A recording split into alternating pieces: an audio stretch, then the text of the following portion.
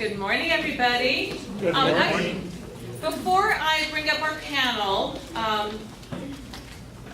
Brian was a step ahead of me. So we have a little presentation for our veterans. So Vince, would you like to come up and join me? Vince is a chair of our membership committee, and this was his idea to bring in our veterans to recognize everybody.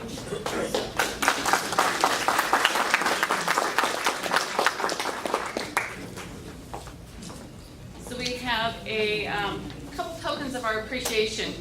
Not only have you, you did your time, you served our community, our country, and protect us. After serving as a veteran, then you come to serve residents and serve as realtors and continue to serve. So it says so much for the hearts that you have in the work you've done. So thank you. Vince? So first I'd like to call it Tom Berge Jr., who served in the Air Force.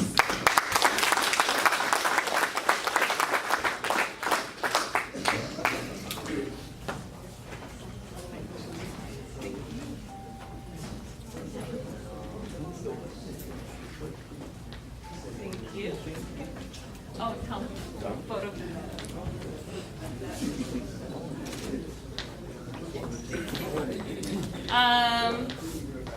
Lawrence Huey on behalf, Roy's here. Roy Huey served in the U.S. Air Force in the Korean War.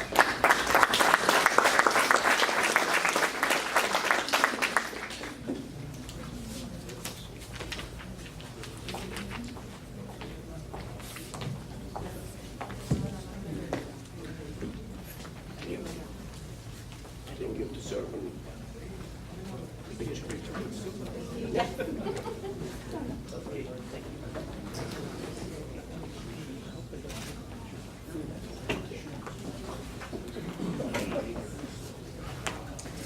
Tom Berge Sr. served in the Air Force.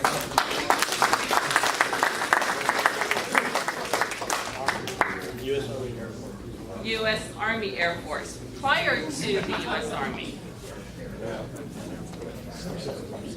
Subsequent. You forgot. Because I forgot my shoes. When you're 81 years old, you forget your shoes and everything. Thank you.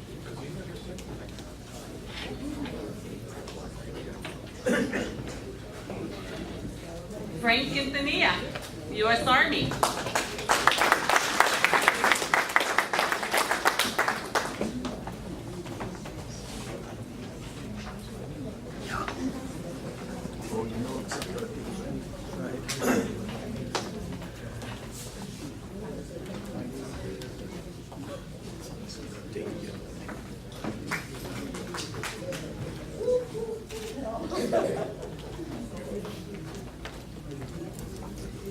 Canty Lee, U.S. Army. Okay, we have something for Canty. Frank Flores, U.S. Army. Okay. Henry Sanchez, U.S. Army.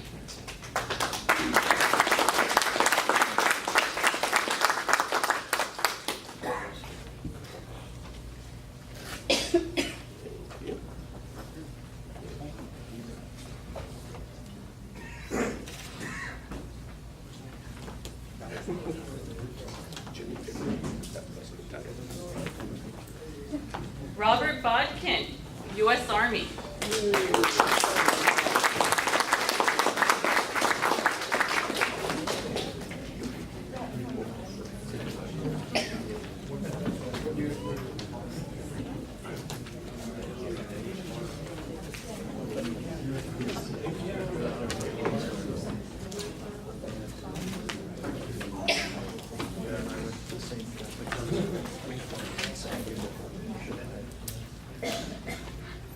Richard Zaletta.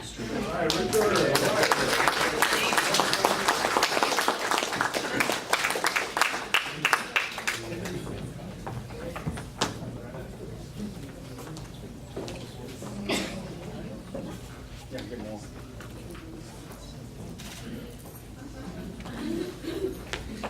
Long, U.S. Navy.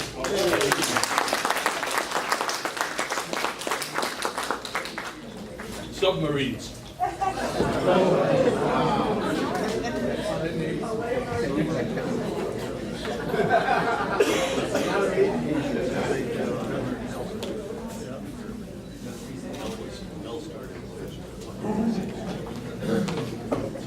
And Steve Getz, U.S. Navy.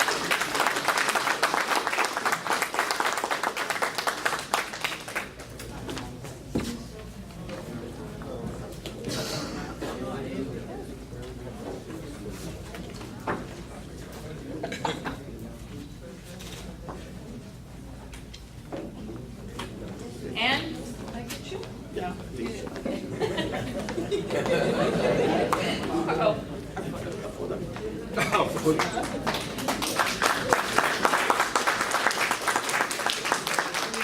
And thank you to all of our veterans that have served, and to your families also that have served and given of themselves. And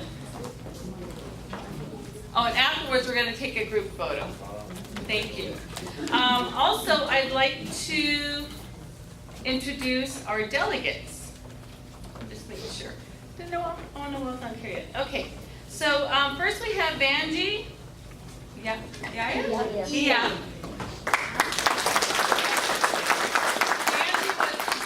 2017 International Realtor of the Year.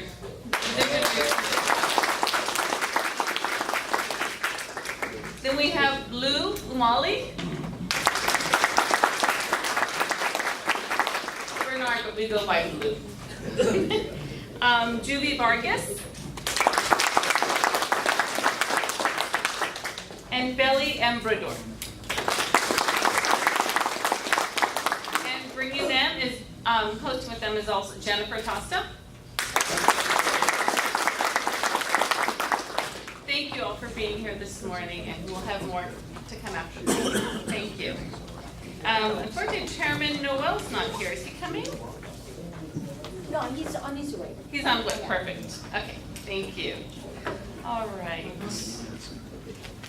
So we have a very busy week in Chicago for NAR Expo, and some very important items that were discussed that are going to go further in detail. There was so much going on, but due to time, we're going to focus on just a couple of items. First, I'd like to bring up Ian Bird to share with you the highlights from Global Council.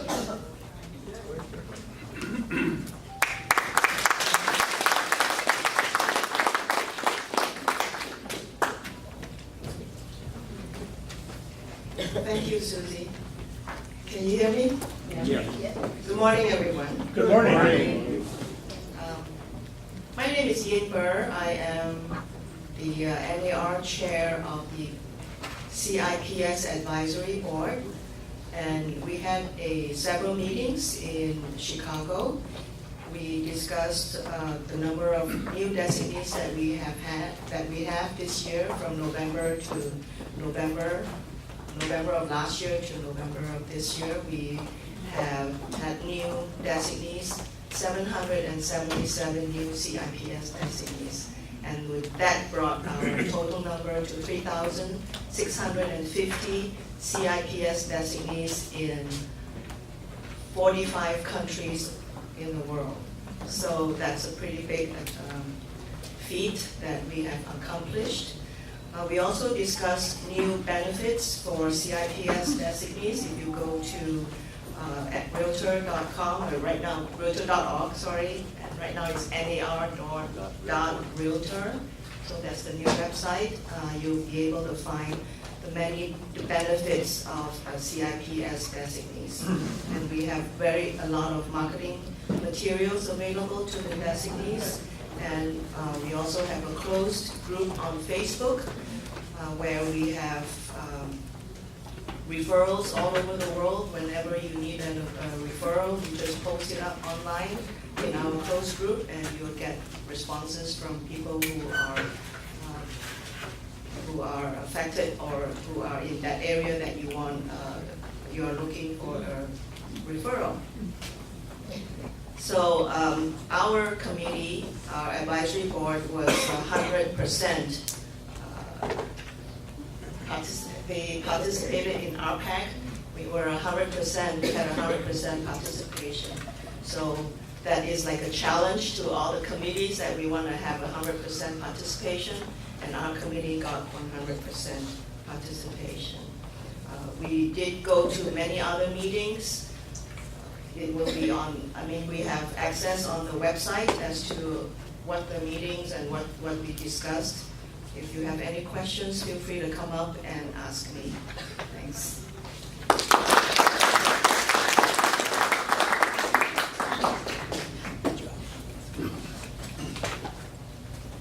And also with that, here I mentioned to you a couple weeks ago that we were the recipients of the Platinum Award for the Global Achievement. This is our 4th consecutive year.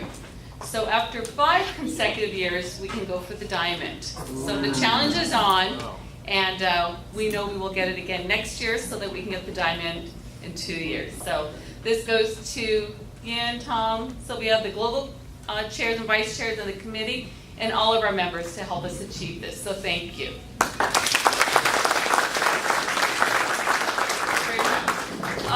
Also with when we were at Expo, we signed with Philippines, we signed with CREBA, which is the Chamber of Real Estate and Builders Association, on MOU, Memorandum of Understanding, and reciprocating business and partnering together. So it was very nice to sign it and with you. Thank you. We also received from Malaysia a beautiful little token of partnership. So this will be hanging in our hall for all of our members because this is for all of us. So thank you. So next I'd like to bring up what's a very important topic, and it affects us immensely as realtors, but as homeowners, it affects our friends, our families, our clients, those that are renters, and the loss of potential to become a homeowner. So I'm going to bring up our GAD, Lee Lieberg, to discuss that, because it's a very hot topic that's going to be, it's in the House right now, that will be voted on within, I believe, 2 weeks. Within the next, I think we have like 15 business days that it's being discussed. So there's a call to action that was sent to everybody this morning, and Lee's going to discuss more on that. Thank you, Lee. Thanks. Howard, can I? Overhead. All right. Well, the big news at the conference was tax reform, and it's been all over the news. I'm sure each of you have heard about it. NAR came out with a very strong position, and our position is we're opposed to it the way it's been presented. And we're not opposed to tax reform. In fact, we're in favor of tax reform. But our main concern is to incentivize home ownership. And one of the things that's been in the tax code since they first put it in over 100 years ago was the mortgage interest deduction. So we're fighting to protect the mortgage interest deduction. There's a couple of components to that. One is that they would like to cap the new mortgage amount at $500,000. Excuse me. Well, $500,000 goes a long way in Nebraska, but it doesn't in LA. It certainly doesn't in Arcadia for their affordable housing. And the other thing is that it lacks an inflationary or adjustment component. So as time goes on, that $500,000 would shrink even more. The other part of that is that they want to eliminate the mortgage interest deduction for second homes. So as many of you, probably many of you own second homes, and many of you would know that that's a big part of our business right now. We don't view home ownership as a special interest group. we're being attacked because they say we're another special interest group. Well, we don't view home ownership as a special interest. We view it as the backbone and the fabric of our country. Homeowners pay between 80 and 90% of the total income tax. If you do look at any studies regarding people's sense of community and their involvement and their participation in schools, and it all hinges on whether or not they are homeowners or are renters. And then if you look at the wealth of families, there's a huge discrepancy between the wealth of renters, which is about $5,000 of net wealth for a renter, which is sad, and it's over 180,000 for the net wealth for property owners. So those are key things that, again, we don't look at it as a special interest. The other one or one of the other parts that bothers us is where it says limits to the exemption.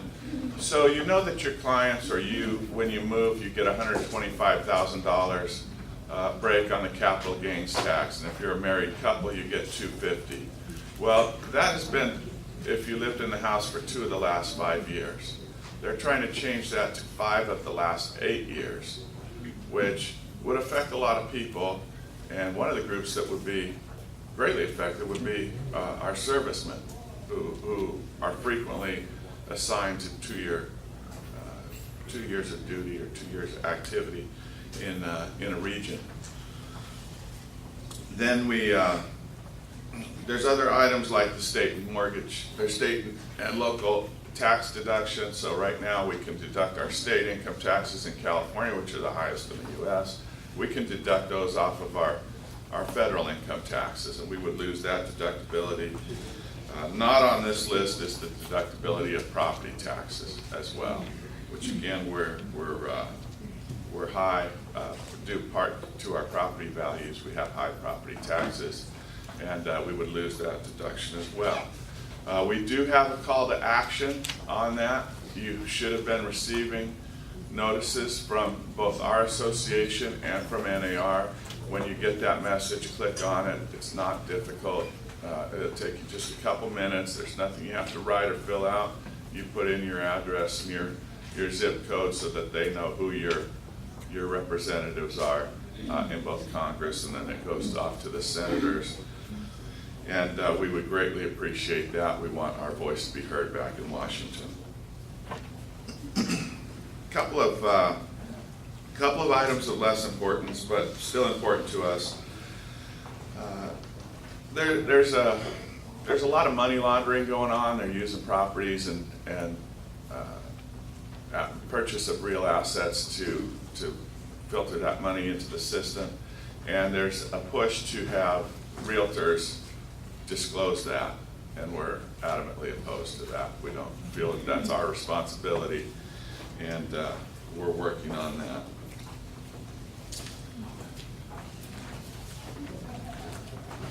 And these are just a couple other items I want to keep you abreast of, because these things tend to spread. In fact, I'm sure I've told you back at the national meeting, they call it the California creep, because these things tend to start in California, creep across the rest of the country, and they don't really appreciate it. But this one was up in San Jose, and it was a vacancy tax, and it looks like they defeated it. But a vacancy tax is if nobody's living in the home. They want to tax you for it. They want to charge you. So it could be vacant for a number of reasons, but we've all been there and seen that.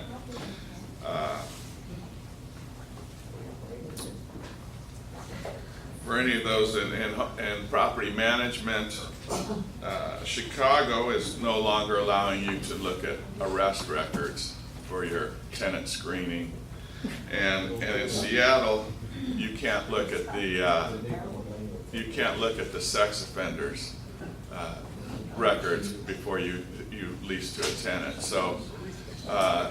for any of you that are in property management, if you have a sex offender, send them to Seattle, and if you have a criminal, send them to Chicago. Thank you.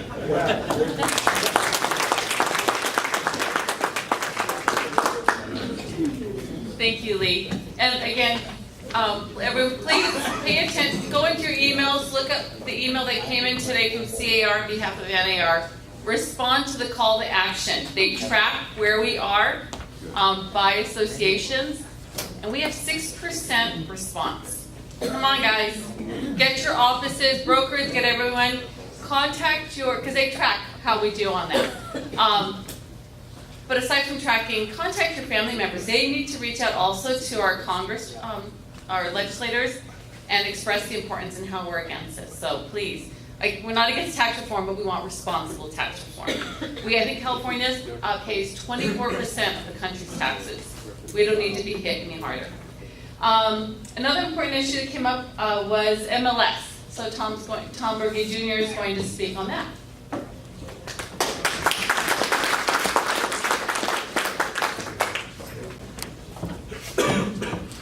Good morning, everyone, and thank you, Susie. So one of the first things I've been perplexed with since I've been back from Chicago is I weighed myself before I went to Chicago, and I weighed 168 pounds. And I think I must be the first person that I know that actually lost weight in Chicago. I got back and I weighed 164 pounds, and I'm still perplexed on how that actually occurred. But that being said, you would not have wanted to be me in Chicago this past week. I truly had my hands full. We had one of the most monumentous decisions come out of the Board of Directors on Monday at in regards to the MLS. Similarly, in parallel with Board of Choice, where the MLS of choice was overwhelmingly approved by the Board of Directors. So it has little to no impact on us in California, especially members of CRMLS, as we are so large, and the data shares that we have in place with other associations and reciprocal agreements to access data. There's none to any effect on us. Who it could potentially affect will be smaller AORs, smaller MLSs who are completely reliant on MLS income to keep their association and or MLSs afloat. And one would argue that if you're an MLS, and there are MLSs that are out there that, believe it or not, there are some that are 20 members or less. And one would argue, how can you possibly provide adequate and reliable service to your members at a reasonable price point with only that amount of members? And speaking from CRMLS's perspective, we have over 85,000 subscribers, so just by scale alone, we have enormous buying and negotiating power to negotiate and get the best deals possible and offer the best products to our members, which hopefully we're doing for all of you. So as I mentioned, it was a monumental decision. The MLS of choice was overwhelmingly approved at the Board of Directors meeting on Monday. If you have further questions on that, it is, if you don't really understand it, it could be somewhat complicated, so I don't want to go into the whole gist of it because I may confuse you more than enlighten you on it. But if you're interested in knowing all the minute details, as Yin mentioned earlier, you can go to nar.realtor and simply type in the search field MLS policy statement .7.42 and 7.43, and you will see all the information available there. In fact, I recorded a video for NAR. It's about 7 minutes long, where I explained each one of the proposed revisions in detail. There's also an extensive FAQ page, and because of all the controversy that surrounded it, not from California, but from, as I said, from other states and the smaller AORs and associations that felt threatened, there was some opposition and roadblocks and such that we had to navigate at NAR. I spent I appeared before the leadership team 7 different times, and appeared before the executive board 8 different times to give presentations and/or answer questions to them, because they themselves didn't quite completely understand the whole thing, so they wanted to get their heads around it before they voted they voted to accept it and move it on for board of directors approval. The second item that was approved by the board of directors was regarding IDX sold data that is available for display. And under the existing policy, MLSs must provide a minimum of only 3 years of sold data after January 2012, which coincides with the minimum 3-year data, the minimum 3-year date when sold data was first required within the IDX policy. So what we did with this is the board of directors and the MLS committee thought that we need to expand this and allow people greater IDX and valve feed to be able to compete on a level playing field with all the third-party data aggregators, the Zillows, the Trulias, the Redfins of the world, and all the other ones that all of you are well aware of.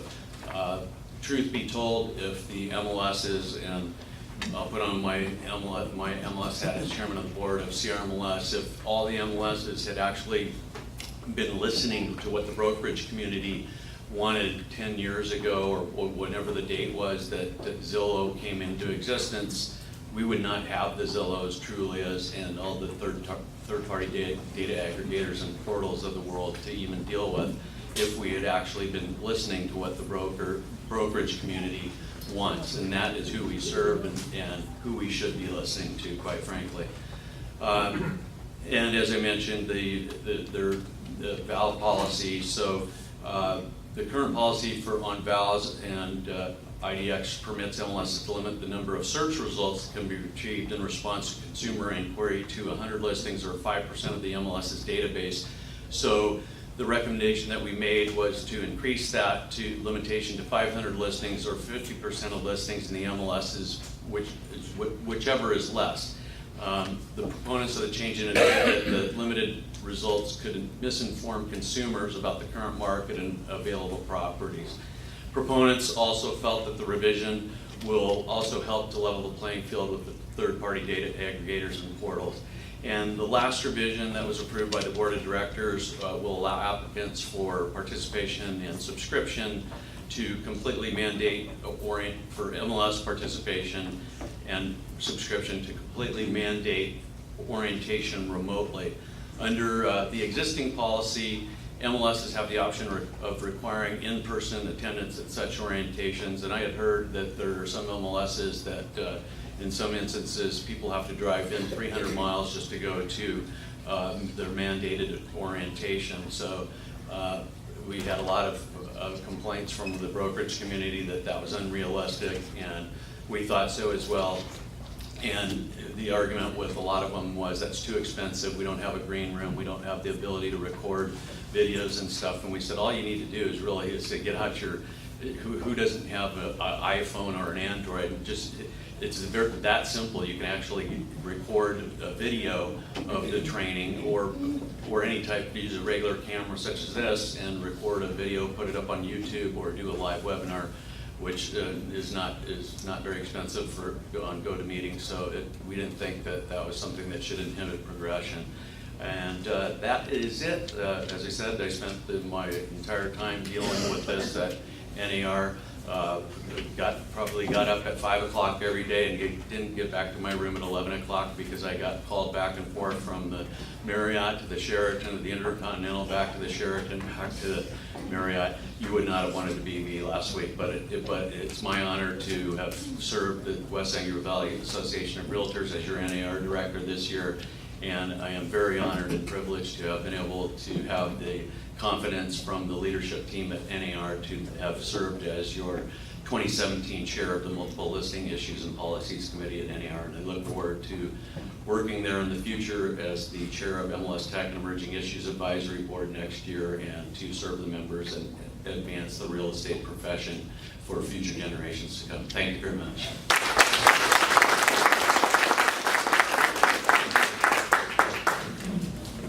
Mom, if you need those 4 pounds back, I got them. I found them. I ran around, I was all over the place, and in Orange Hills in the streets of Chicago. I'm already in line. You're in line? Yeah. Yeah, there was a lot of running around. Chicago was very spread out, but it was a great conference. Lots of information. Didn't have much time to actually enjoy the expo because of meetings that were taking place.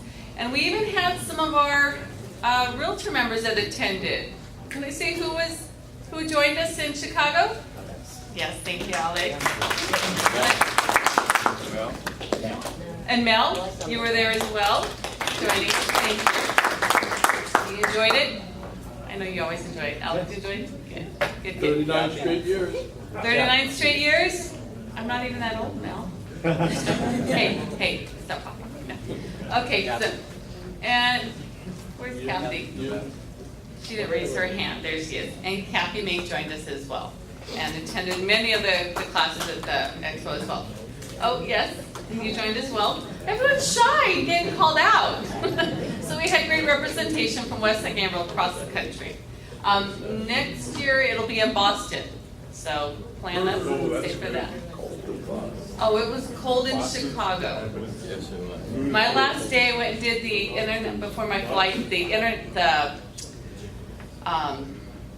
Temperature? what's it called? The river cruise? Yeah, the architectural cruise. And they said it was 40, but with wind chill it was 20. So I kind of joked with Leslie, we were talking about our winter wear, and mine were my high heels. My shoes are 4.5 inches to protect the rest of my feet from getting wet from the rain. I was the only one wearing heels, strappy heels in the streets of Chicago. But my feet were dry. So thank you everyone for joining, representing, and having our delegates here. And with that, I will let Brian. For this message? Well, this is all incorporated, so I'm covered. Thank you.